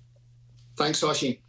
There you go, that's Michael McMullen of Gaelic Life, GA writer, of course, looking at the Derry Senior and Intermediate Championship. We're going for a commercial break. When we return, still to come on the show, the Donegal Intermediate Final, plus Finn Harps versus Derry City. Highland Sport is brought to you by Michael Murphy Sports and Leisure, Letterkenny. Get the Donegal GA supporters gift box now at michaelmurphysports.ie. At Caller, we've always looked to the future, leading the way with our renewable gas bio-LPG. Ideal for off-grid homes and businesses, it cuts emissions by up to 90%. So, if like Mary and Mick Gorman and Abbey Leaks, you're looking for a cleaner, more efficient way to cook and heat your home, our renewable gas is the right solution for you. And one that protects the planet too. Bio-LPG, renewable gas from Caller. Find out more at callergas.ie. Buy a ticket! Buy a ticket in Highland Radio's mega draw to win a car! Win a car! Get your ticket by November 30th and automatically enter an extra draw before the big draw. Big draw. One lucky winner will walk away with €2,000. Imagine, that's Christmas all wrapped up. Christmas sorted. The draw will take place on Wednesday, December 1st on the 9 till noon show. 9 till noon. And you're still in with a chance to win the Kia X-Ceed worth over €28,000. 28 grand. It's that simple. simple to win that car. To get your ticket, log on to HighlandRadio.com. Highland Radio, exceeding your expectations. Ooh. Better value lives at Dunnes Stores with everything for your meals of the week like curries, tray bakes and stir fries. We've got Board Bia quality assured meats, including 302 gram fresh Irish chicken fillets and 215 gram fresh Irish sirloin steak, just €3 each. And to make it more nutritious and delicious, there's over 20 varieties of 49-cent fruit and veg. Plus, with our 10 off 50 grocery voucher, you save even more, which means every trip to Dunnes Stores means better value. Dunnes Stores, always better value. Terms and conditions apply. Voucher can be used on next grocery shop of €50 or more. It's the Right Price Tiles and Wood Flooring 70% off sale. Get up to 70% off on all your purchases. Up to 70% off all tiles, all wood flooring, all bathware. Everything's reduced in store. The 70% off sale at Right Price Tiles and Wood Flooring. Stores nationwide. Sale now on. No matter how busy we are, how can we make the most of our lives each day? By spending quality time together or spending time giving back? However you spend each day with Debit MasterCard, spend it doing what matters most to you. Because a life well spent is truly priceless. Learn more at mastercard.ie. When it comes to pensions, we all need some guidance in making the right decisions. At John F. Lowery Financial Services, you'll get expert advice on all aspects of pension planning, like how much you should contribute, ensuring you're going into the right contract for your employment circumstances, and claiming the tax relief. Our team of highly qualified advisors have access to all the insurance companies, so we truly can be your one-stop pension provider. To arrange a personal consultation, visit jfl.ie or call 91-24002. John F. Lowery and Associates Limited, trading as John F. Lowery Financial Services, are regulated by the Central Bank of Ireland. For the Gormans, switching to Caller's renewable gas bio-LPG has made the whole house warmer, and it protects the environment too. See what it could do for you at callergas.ie. Highland Sport is brought to you by Michael Murphy Sports and Leisure Letterkenny, where the Christmas Club is now open. Shop online 24/7 at michaelmurphysports.ie. And you're welcome back to the specially extended score programme tonight. We are, of course, looking forward to what is a very, very busy weekend. If you missed any of the show, you will be able to watch back or indeed listen back to the programme later on as a podcast. If you're just dipping in now, why not head over to the social channels on Facebook and on YouTube, and you can watch tonight's programme live as well. We're continuing with Gaelic games as we look ahead to the Donegal Intermediate Football Final, which will be contested between Dunloe and Cloughaneely. That's on Saturday at the O'Donnell Park in Letterkenny. There is, of course, a huge prize on offer with senior football guaranteed for the winners. Coming up, we'll be hearing from Desi Gallagher, the manager of Dunloe. He has guided them back to the brink of returning to the senior ranks, having been relegated last year. But first up, Cloughaneely are hoping it's third time lucky. The men from Fulcara have lost the last two finals to St Knowles and Rua. Manager Michael Lynch has been telling Tom Comack he hopes this time they can get that elusive one. Well, Michael, looking forward to another intermediate final. Your own hands at this stage, aren't you? Well, we've been in a few now, all right, Tom. But look, every day you get to the final is a good day, so looking forward to it. Yeah, obviously third in a row, isn't it? Third in a row now, so I suppose shame to be getting out of there, I suppose, but we'll have something to say about that. Yeah. Good campaign. You know, obviously bounced back from that first day defeat in Leaf Columba in St Finian's Park. Well, that was it. That was a bit of a blow to us, all right, you know, but maybe it's one of them things too could take the pressure off a wee bit then, you know, if you're you have to perform, like, and in fairness, the boys come back and they have done that, and we've maybe getting better and better every game since, like. And you had Jason McGee back. Obviously, Jason missed that first game. Well, Jason missed that game, and then he missed the following game, and he's been back since. No, look, it's just great to have him. You know, everybody like to have Jason on their team. Yeah. And tell me, looking at the game since you went to Fanad, obviously, and then you went to Buncrana, and you got good results against good teams. Yeah, I know that was it. I didn't look at it. We're up against it down in Fanad, you know, and they were 3 or 4 points ahead of us at half time, and we came back and really played some good stuff in the second half, and then we beat Burt comfortable enough, and then Buncrana wasn't much in it down in Buncrana. And I suppose we're glad to get out anyway and get into the quarterfinals now. Yeah, and you know, did the business against Malin. You know, kind of didn't know what to expect from them, and I suppose they're a team in transition. But you know, they came through with no problem. It was we got through it. It probably wasn't the best game we ever played, but we're glad we got out of it. You know, and I suppose they set it up then. We've been grand then. Yeah. So what's the mood now? Look, it's getting ready for the game. Just trying. I hope nobody gets injured between now and then, and keep taking over and keep getting ready for Dunlow, just, you know. Yeah, and how are you on the injury front? I know Darren McKeever went off injured. Was it against Malin? Darren went off against Malin, but he played against Buncrana, and he felt it a wee bit near the end again. But no, look, we're trying to manage it best we can, you know. And Tom and John Fats too, and we're trying. What's the story with John? He's trying his best anyway, you know, and he's got the physio and we're working hard, but there's just might be a wee bit too soon for him, you know. But the soft pitches don't suit you. Probably someone going. No, well that's it. Well, look, it was a 6-week injury they talked about, maybe, or 6, and that's 5 weeks ago. So most times, you know. So look, John, I look at Kevin's out. Kevin's gone now. Kevin's gone. I suppose so. And then Sean Curran we lost Sean Curran too early on in the year against St Michael's actually, and he never really got back right since, you know. So he's back there again. So, but he's an option for us, you know. Yeah. Did well enough in Division 1 as well. Surely that's going to stand to you. Well, you think that, but you know, we won the games. I suppose we had to win in Division 1, but it's good competitively. But Division 2's, you know, very competitive as well. Like, you know, and I'm sure Dunlow have been well tested as well. Like. Yeah.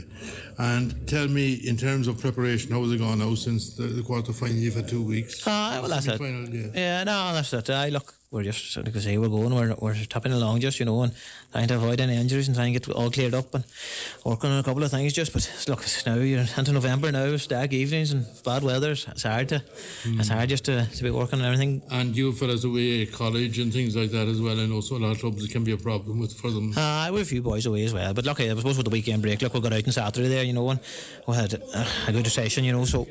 Because every club's the same, it's not us. You know. Did you get to see Dunlow much at all?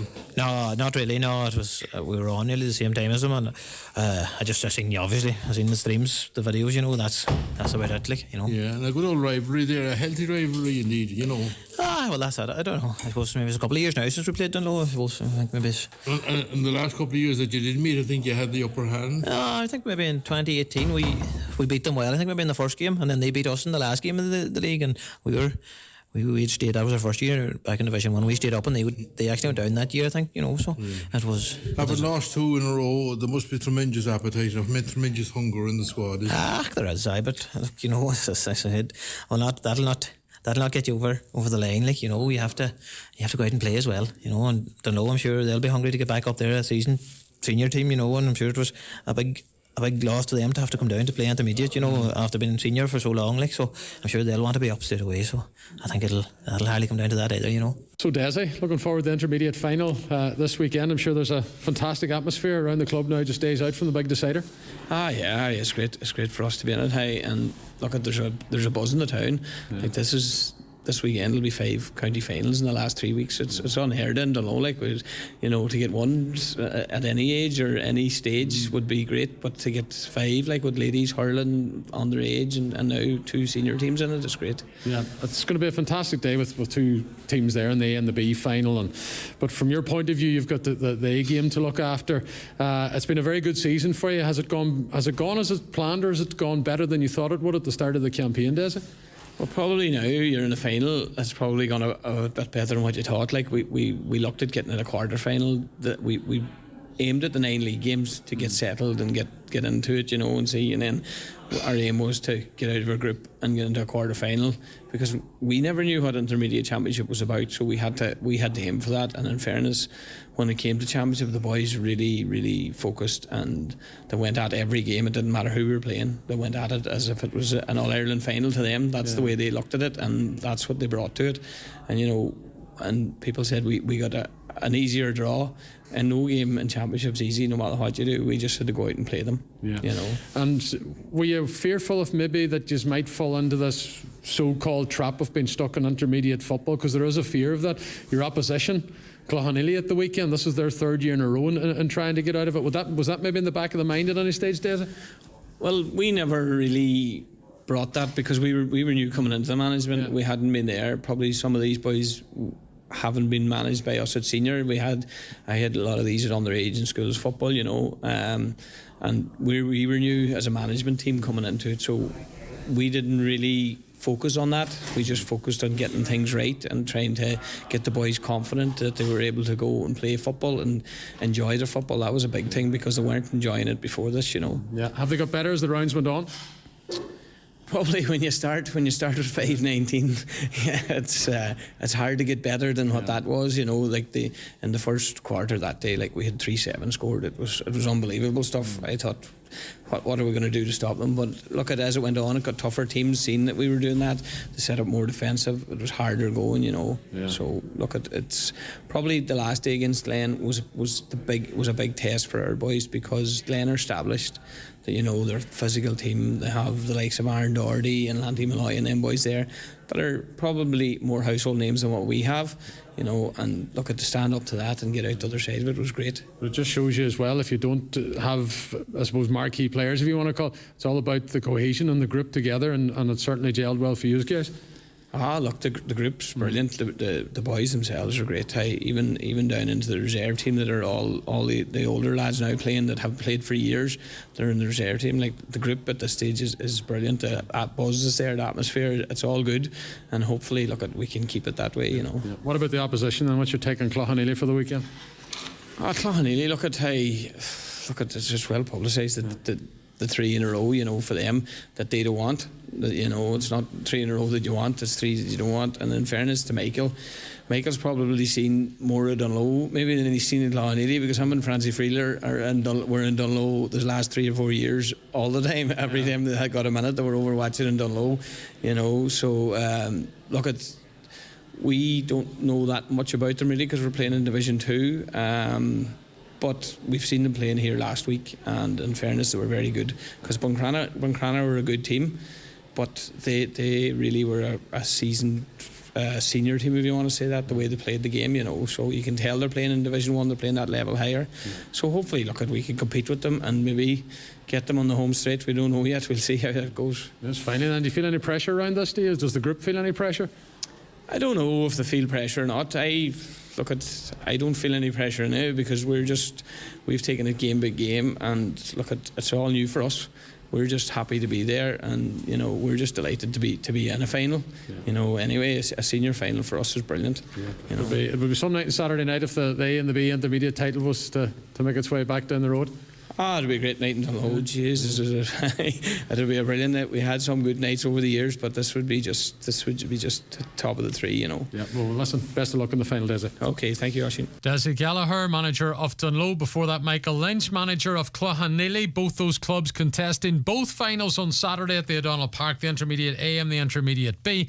The B starts at 1 o'clock, the A's at 3, and we'll have full live match commentary from Cloughaneely against Dunlow from 3 o'clock on Saturday afternoon. Just a final piece in Gaelic games. A couple of other finals being played across the Northwest this weekend as well. In Tyrone in particular, there's the junior hurling final between Niamh Columkill and Oma St Enda's at Healy Park at 1 o'clock on Saturday, and that's followed by the senior hurling championship final as well, where Carrickmore are taking on Dungannon Owen Rua. So champions will be crowned on the hurling front in Tyrone as well on Saturday. Okay, that wraps up all the Gaelic games tonight on the Score programme. We're going to take another commercial break.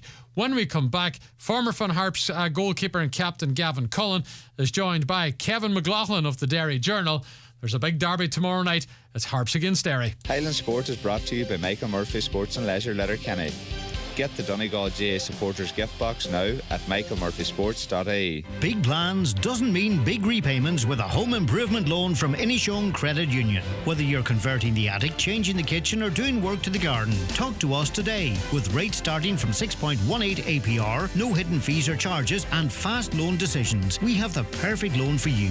Apply online at inishowencu.ie or call us on 93-61017. Membership of Inishowen Credit Union is open to anyone who lives or works in the Inishowen Peninsula. All loans are subject to approval. Terms and conditions apply. Inishowen Credit Union is regulated by the Central Bank of Ireland. This is the new Toyota Yaris Cross. A new kind of SUV. A new point of view. New compact style. New spacious feel. And exclusively self-charging hybrid. The right choice for today. Get a new perspective with the Yaris Cross self-charging hybrid. Available now at Kelly's Toyota, Port Road, Letterkenny, or Drumby, Mount Charles. You'll never take a wrong turn with Toyota. Built for a better world. At Cherrymore Kitchens and Bedrooms, we are now operating out of one new state-of-the-art showroom in Donegal Town. And we invite you to visit our new 5,000 square foot Donegal Town showroom to discover the latest eye-catching designs. Remember, at Cherrymore, you're dealing directly with the manufacturer, which means high-quality kitchens at factory prices. Start planning your dream kitchen or bedroom by calling Cherrymore on 074 9725 822. Cherrymore, 25 years delivering value, quality and service all over Ireland. Live electricity wires are always near, and coming close to them can be dangerous. So always ask yourself, are you sure it's safe? Look out for electricity wires above and below you. If in doubt, call us on 1800 372 999. It might just save your life. ESB Networks. Stay safe and stay clear of electricity wires. Is the appearance of your staff important to your business? It's the first point of contact for customers when entering your premises. At C&M Embroidery in Letterkenny, they have a huge range of clothing covering all areas of the workplace. It's widely known that customers warm to and trust employees that present themselves well. Have your company name embroidered or printed on all your work uniforms. Contact C&M Embroidery on 07491 28097 and get your staff looking their best. From the smallest shrub to the largest tree in an awkward place, Donnelly Tree Services provide a complete range of tree surgery services. Whether you need to remove a dangerous tree or some nuisance branches, Donnelly Tree Services have the experience and expertise to carry out tree surgery to the highest of professional standards. Call 083 005 9939. Donnelly Tree Services, Donegal. No job is too small, no tree is too tall. Highland Sport is brought to you by Michael Murphy Sports and Leisure Letterkenny, where the Christmas Club is now open. Shop online 24/7 at michaelmurphysports.ie. And you're welcome back to the Score programme. In our final section tonight, we're going to be talking League of Ireland soccer. There is, of course, a huge derby clash taking place tomorrow night at Finn Park. It's Finn Harps against Derry City. Derry, of course, chasing European football. Harps looking to move out off the bottom two and out away from that relegation playoff place. And to join us now on the programme is former Finn Harps goalkeeper Gavin Cullen. Gavin, good to see you. You're welcome along to the show. And also Kevin McLaughlin, sports writer, soccer writer with the Derry Journal. Very good evening to you as well, Kevin. How are you, Archie? Well, huge game, guys, coming up tomorrow night. It's a big derby match. Listen, nights like these, you can throw everything out the window. Who's this result going to be more important for, do you think, Gavin Cullen? Obviously, Harps looking to avoid the drop. Obviously, Finn Harps trying to stay up is huge for them as a club. With Derry City trying to qualify for Europe, I'd say it would be an added bonus this season if they actually qualified for Europe. But it's maybe not a necessity, but it would definitely help to engage and take on new players next season. So I would say overall it's probably a bigger 3 points for Harps at this stage. Yeah, and obviously against their rivals as well, they'll be looking for a big performance. They'll be disappointed going into the game off the back of Monday night, Gavin. There would be. I think they would have earmarked Monday night as one of them games where they were aiming and hoping for 3 points, and it wasn't a great performance. Disappointing not they score at home. So I'd say it was one they left behind. Going into this derby match, it's a big test now on Friday night. Yeah, and in relation to Derry, Kevin, they'll be disappointed with how things panned out earlier in the week against Waterford on Tuesday night. A 2-2 draw.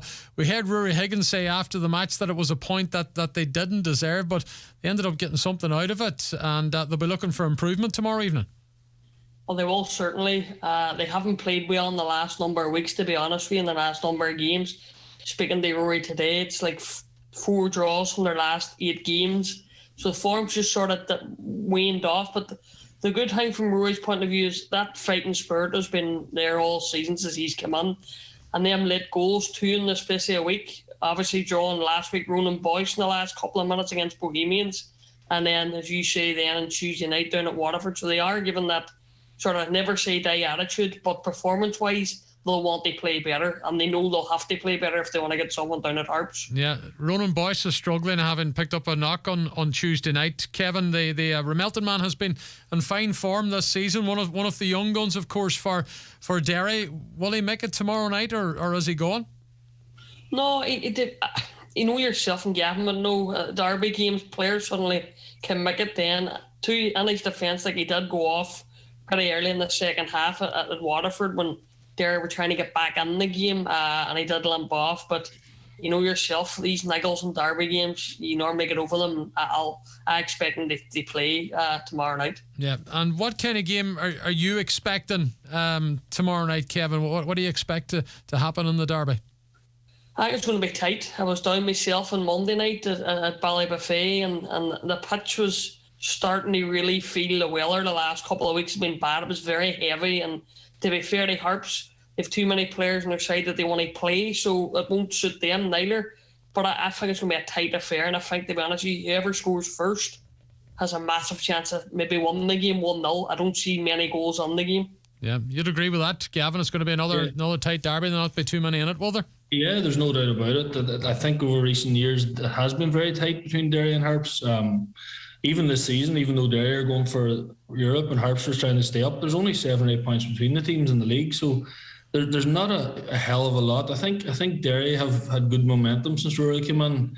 But Harps and Finn Park, and as Kevin alluded to, Finn Park at this stage of the season gets wet, it's boggy. You know, Derry are used to now playing in the Brandywell and AstroTurf and stuff. I think it might help Harps. I think if history repeats itself, like this stage of the season, Harps pull out the results and when the pitches get a bit poorer. And I agree, they have midfielders and players that like to play, but at the same time, they have the know-how how to get results and battle performances. So it might make a wee difference on Friday night as well. Yeah, but obviously we mentioned Ronan Boyce there, who has the injury for Derry, and Kevin made the point that players pick themselves up and find this extra element when it comes to Derby Day. From your point of view, what was it like getting involved for a derby? Because you had many big clashes against Derry, so you did, Gavin. Many, but we didn't want too many, to be honest. So they're always great occasions, and support from both teams was always excellent, and you get a lot of banter and a lot of build-up, and there were great occasions to play in. And I think Friday night could be massive. The atmosphere could be very good. I think that it's at the right while since both teams had something to play for at this stage of the season, so it adds to it. In terms of Ronan, I hope he plays. He's been a real find for Harps this season, moving up from the Australian League squad last year, and I think he's set a real high standard for himself and earned himself a long-term contract, and hope he plays. And I'd say, as Kevin said, if it's only knocks and niggles at this stage of the season, you've nothing to lose but play. So I would safely say we'll see him tomorrow night. Yeah, it's a case of, from a Harps point of view, it's gun ho now to the end of the season, because they're sort of pinned there to that second bottom place at the moment. Yes, Waterford do have an advantage by just a single point, but Harps have to look at these final 3 games now and throw everything at it. They need points. They're behind Waterford, and I think the Waterford play Longford on Friday night. Yeah. So if things don't go to plan for Harps, they could be looking at 4 points behind with 2 games to play, which means they have to win their last 2, and Waterford if they lose their last 2, so it's gone for them in terms of in their court. So I think they have to go all out and try and win the game. I think a point just maybe mightn't be enough come the end of the season on Friday night. Yeah. From a Derry point of view, obviously they need Pats, Kevin, to win the Cup if they're going to finish 4th and get into Europe. But they're still in with the shout of taking the 3rd place. And if results can go their way, and they have a huge impact now in the next couple of games, Derry could snatch that 3rd still. Oh, they can, but I think just this last week, Sligo won 2 games against Drogheda, and then 90th minute against Longford, and Derry only just getting 2 draws. I do honestly think 3rd spot's out of the reach of Derry. So 4th is where they're going to have to sort of hold on to, because that's the way it is at the minute, is holding on to 4th place, because you've Bohemians just behind them, you've Drogheda, and you've Dundalk still getting a wee bit of momentum, who Derry play in the final day down at Dundalk. So it's just, I think, from Rory Higgins' point of view, is try and cement 4th spot. Don't give up on 3rd spot, because at the end of the day, you have to play Sligo at the final game at the Brandywell next Friday night, so you can maybe close the gap there. But I think, to be honest, it's 4th spot, and then all Derry City fans will be St. Pat's fans come Cup final day, I would say. Yeah, and Gavin, of course, Harps have several players that step up to the big occasion now. We've got team details today. The likes of Shane McElhaney, Ethan Boyle, Barry McNamee, Adam Foley and Johnny Dunleavy are all seen as doubts. As we know, Sean Boyd's already out, but like half of those players could end up turning up on the pitch tomorrow night and starting. Who's going to be key for Harps, do you feel, Gavin? Look, Tunde will be hugely key for them in terms of running in behind and stretching the Derry defence. Barry McNamee obviously is a big player for Harps. They've been quite solid all season. The keepers, in terms of Mark Anthony, he's been hot and cold. He's been very, very good in games. He's given away silly goals in games. Whereas Guardside has been quite consistent and done well for his first season. So, look, if Mark Anthony is a really good game, Harps have a really good chance as well. So, look, there's a lot of players that are important to Harps. Defensively, they're not bad. In midfield, it'll be a slog and a battle. I think they'll cancel each other out there. So, a lot rests on Tunde up front. It's definitely in Barry McNamee in the hole. Yeah, and in relation to Derry again, Kevin, we've heard Gavin say that the point mightn't be enough for Harps. Would Rory Higgins be happy enough with a point tomorrow night heading back into Derry? No, I don't think so. I think he knows himself. He wants to get back the winning ways. They've been, as I said earlier, 4 draws in their last 8 games. There have been too many draws that they've been doing. They want to change these 1 points and the 3 points, and they know the perfect way would be a victory, regardless how the performance is. If you beat Van Harps, as Gavin would know, a derby, if you get that victory, it gives you the confidence going into your final 2 games. And then you just see how Sligo do, in their final 3 matches. But you just want the victory tomorrow night just to get I can't say the season back going again, but just gives you that confidence going into the final 2 games if you get the victory tomorrow night. And that's what they'll be looking for. Who do you feel in the Derry camp are going to be the players tomorrow night to drive this on? I think it's going to be, defensively, they've been solid enough. Kieran Call's done well. McJanet, Toole, and Boyce has been sort of a back 4. He switches sometimes to a back 3. Kieran Harton come back in the midfield, missed out there the other night against Waterford, so he'll be a big player to get stuck in midfield with. They sort of would miss if he wasn't there. But it's up top. It's sort of the front 3 of Akintunde, Junior, and Jimmy McGonigal. McGonigal had a wee bit of a problem with his teeth there down at Waterford. He was on the bench. He was an abscess or something, so he didn't start, but I would say he would come in. But it's Junior sort of seemed to be the boy, particularly against Harps. He seems to do well. He scored in the game a couple of weeks ago up here in September. It finished 2 each. He got the opening goal that night. And then he scored obviously the hat-trick a couple of years ago when he won top goal scorer in the final night. He scored a hat against Harps. So Junior could be the man that could win the game from a Derry City point of view. The home support's going to be key, is it, tomorrow night for Ollie Horgan's side, Gavin? Well, me, of course, but I think Derry have Derry allowed fans, are they? Have they got fans in? Tomorrow night, they'll make noise as well. So, like, whatever team's on top, whatever team's going well, in Finn Park, if you're going well and you get the crowd in your back, it's brilliant. They're excellent. If things aren't going well, it tends to get quiet. So that's the last thing Harps want, is the game and the crowd to go quiet. And it's obviously what Derry will want. So, look, if Harps can start well, start in front foot and get maybe the first goal or create the first few chances, it'll be a good night, and the crowd will help them massively. Yeah. Okay, finally then, just Kevin, from you, your prediction for tomorrow evening? I'm going for scrappy, battling 1-0 Derry, sneaking it. And Gavin, we'll throw it to your corner. Well, I have to go the opposite, do I? I think if anybody's going to win tomorrow night, it'll be Harps. But my gut feeling is maybe a 1-1 draw. Okay, well, we'll wait to see what develops. Don't forget that game is live tomorrow night here on Highland. Jeremy Doherty and Declan Boyle, the commentary team, kick-off at Finn Park is at 8 o'clock. Gavin Cullen and Kevin McLaughlin, many thanks for joining us tonight on The Score. Thank you. Thanks. So there you go, that's it for another Score programme tonight.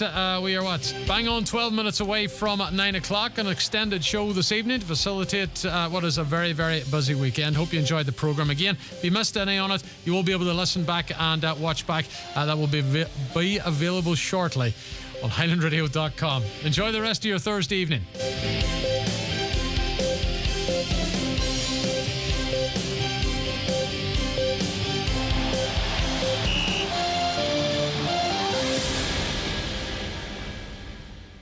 Highland Sport is brought to you by Michael Murphy Sports and Leisure Letterkenny.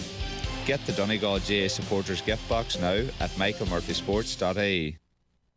With my dog and gun through the blooming heather to seek for pastime, I took my way. Where I